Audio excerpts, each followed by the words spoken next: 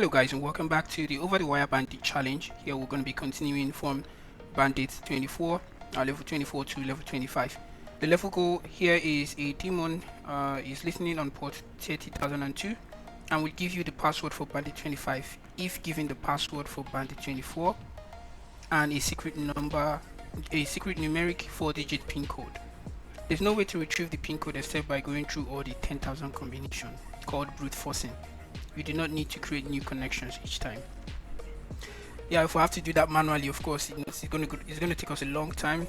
So we're going to be creating a script that would run through this automatically. But first, let's see what exactly happens when we're going to create netcart. It's the local host and it's on 30,002. First, let me see if I still have the password for. Okay, that's the password for Bandit 24, so I still have that copied. So if we have netcart localhost and then we have 30,002, hit enter. Okay, now it says I am the pin code checker for your user 25 Bandit 25. Please enter the password for user Bandit 24 and the secret pin code on a single line separated by space. So we're going to paste this. But for instance, the password is 3333. If we hit enter, it says wrong. Please enter the correct one. If we do that again, 1244 or something like that, it's it wrong. So this is exactly what happens. So we need to run through over 10,000 combination. We could actually use Python or Bash script to do it. For now, let's just close this. And all right. So what am I going to do now? Basically, we can't run anything here. We have to go to the temp directory. So make directory temp and let's just say me nice 444. Good. So we're gonna cd into temp me nice 444. all right, so what we're going to do now is we're going to create a script. Let's call it a shell script. So let's just call it nano shell or shell brute force or shell brute.sh. And then what we're going to do now is we're going to shebang. All right, in bash. This is what we do when we want to start the bash script. And then we're going to create a variable called bandit 24 that's going to be assigning every time. We already know that. The next is we're going to say, because we want to go through 10,000 combinations, so it's going to be a loop. So it's going to for, let's call it pin code. For pin code, right, in a range. So 10,000 combination is definitely, and it's 4-digit pin, so it's definitely going to start from something like 0000, and this is how we indicate till in bash script. So till the last digit is going to be 9999 when it comes to 4-digit pin. So this is the last, so we're going to cover that, and then we're going to end that script, and then we're going to say do. What is it going to do?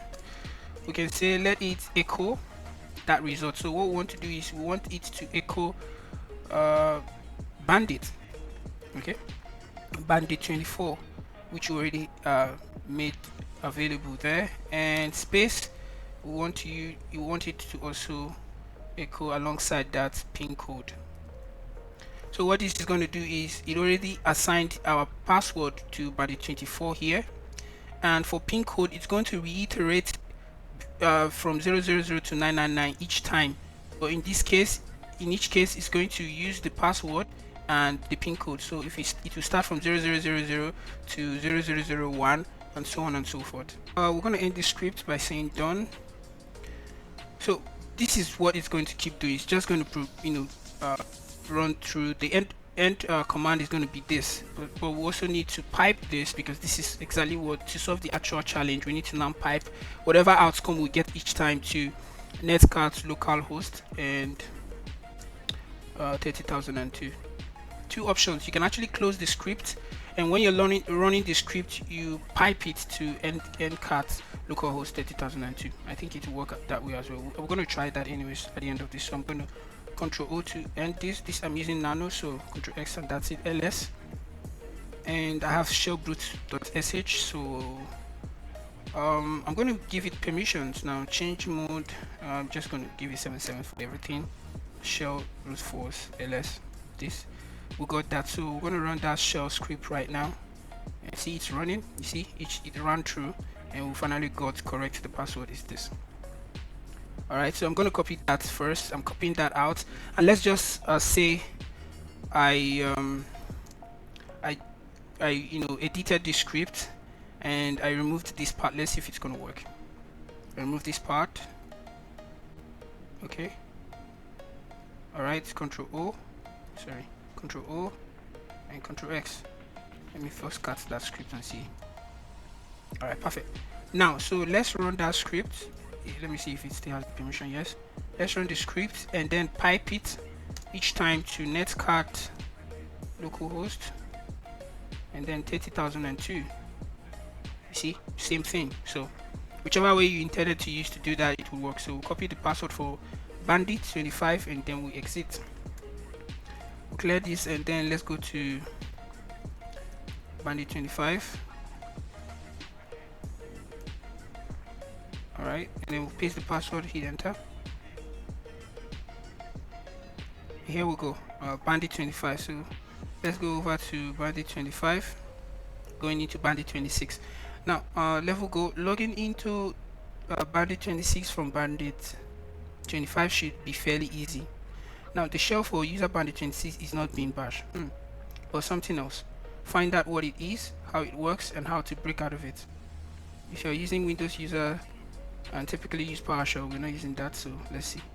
So in this command we're going to be making use of, okay, let's just see what happens here. So basically ls. Alright, now we have a shell, an SSH key. Usually what we do is SSH-I, then the SSH key, then Bandit 26 at the localhost, and usually if you run it this way it's supposed to work, but it won't work if you don't indicate the port number 2220. So hit enter, hit yes, it should be. Alright, so we got connected, but it says connection to localhost closed. I think we saw something like this before, where we use -t. Okay, it says, okay, yeah, it mentioned that it's not using bin bash. So remember we use -t, small letter t, and be able to assign bin bash terminal to read bin bash. Okay, hopefully this works. It says no, connection closed again. Now okay, now let's see, they mentioned something about somebody changed this bin bash. So let's just see exactly what it's using. Cat etc password, and we're gonna grep Bandit 26. Sorry, grep, there's no grep there. Grep Bandit 26. Okay, it's using USR bin show text. What kind of script is that? You know, if you check Bandit 25, you see it's using bin bash. That's normal. There's bin sh, there's and so on. But USR bin show text, let's see what that is. So cat paste. So what this runs is export term into Linux, and it executes more. It's like why we have more. So how do we now use more in this case? ls-la. Okay, so what does more? We know what it uses this variable or this command more to execute text.txt. Let's see, cat home Bandit 25, I believe, Bandit 26, and text, no permission. Alright, so more, is there a way we can use more? Okay, but we do know what more does. So for instance, in this we have bandit26.sh, this key.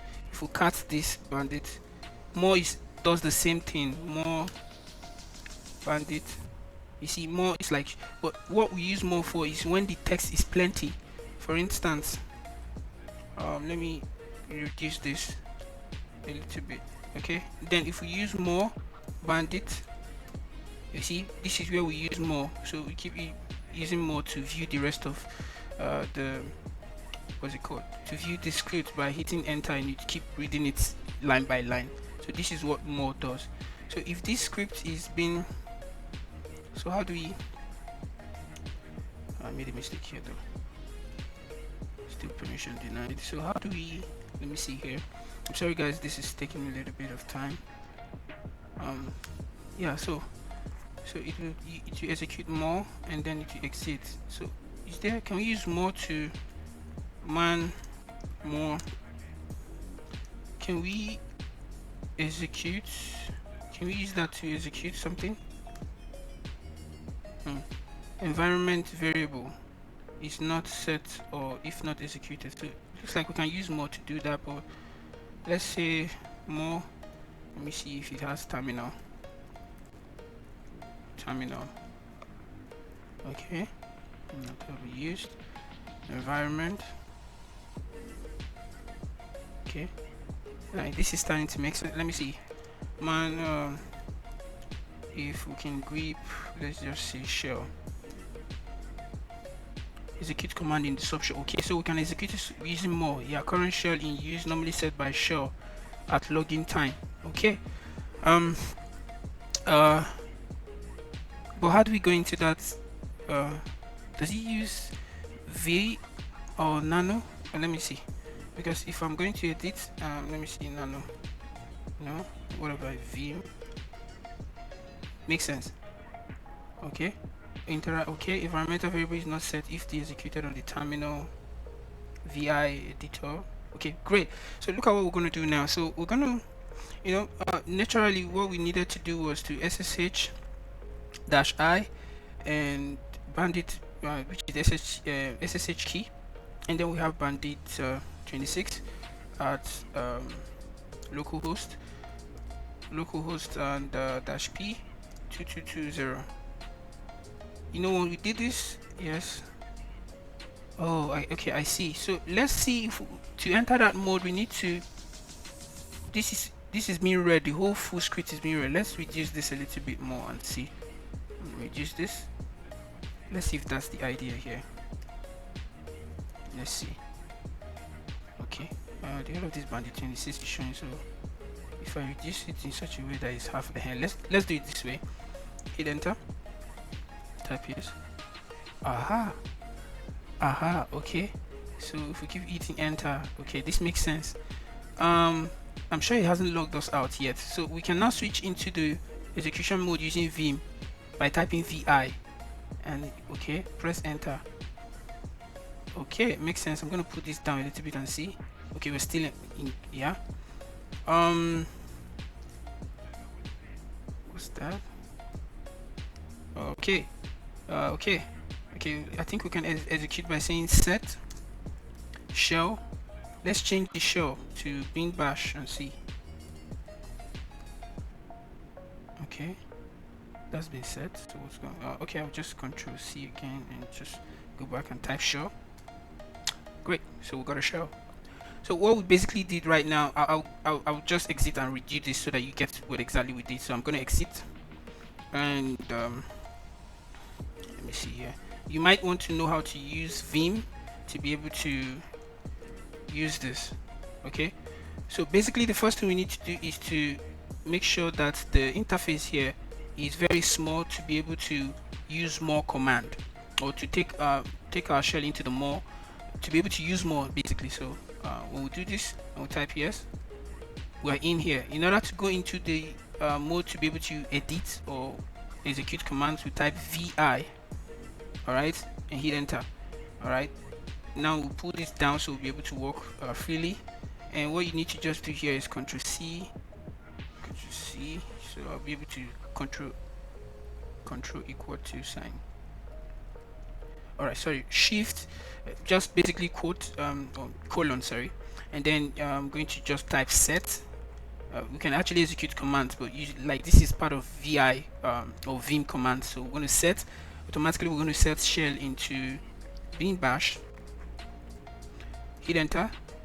I'm not very good at using Vim. I'm very good at using Nano. It's actually quite complicated, but I'm working on learning more how to use it. So I'm just gonna, it's not, let me just Ctrl C again here and shift equal to sign and just type shell hit enter, and we get it will get a shell ls, and we see something there. But for now, let's just cut the password for this level in case we need it. Bandit underscore pass underscore bandit 26. Great, so let's copy that. That's the password from bandit 26. Now let's go to bandit 26 going to 27. Okay, so you said good job getting a shell. Now hurry and grab the password for bandit 27. Sorry, so like we did ls before, we have a binary here. Let's see what the binary does. Similar to what we've done before, run a command as another user. So in this case, I'm going to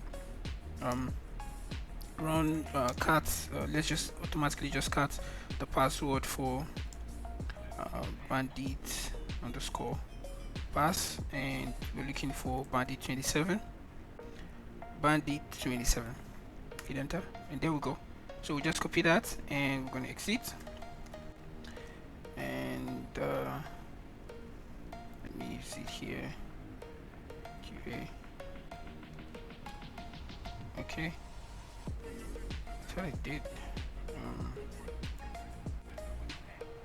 Okay. QA. Hit enter. Okay, and there we go. So I'm exiting here as well, and then we're going into bandit level 27. Hit enter and paste that password there. Voila, bandit 27. So I can pull this back down normally. Now let's go on to bandit 27 going to 28. There is a git repository. Okay, I think we're done with this is more about git, so I'm going to end the video here, and then we'll continue from bandit 27 level 27 in the next video. Thanks for watching, and have a nice day. Ciao.